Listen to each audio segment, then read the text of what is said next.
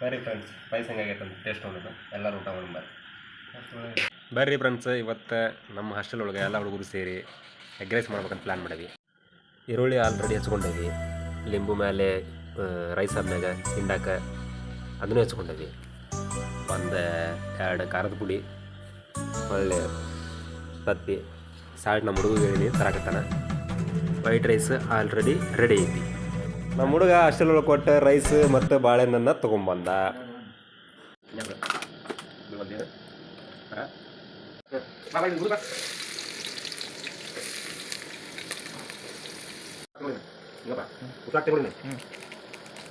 ಹತ್ತಿ ಹೊಡೆದು ಹಾಕದ ಕಾಡ್ದು ಮತ್ತೆ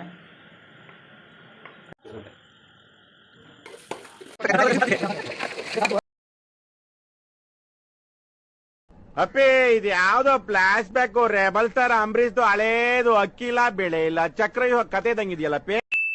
ಇಂತಹ ಹಲವು ಸಂಗತಿಗಳ ನಡುವೆ ನಮ್ಮನ್ನ ಕಾಡುವಂತಹ ಕಟ್ಟ ಕಡೆಯ ಪ್ರಶ್ನೆ ಹೀಗೂ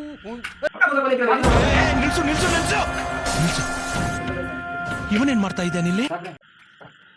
ಒಳಗಡೆ ಸ್ಪೆಷಲ್ ರೈಸ್ ತಿನ್ಬೇಕು ನನಗೆ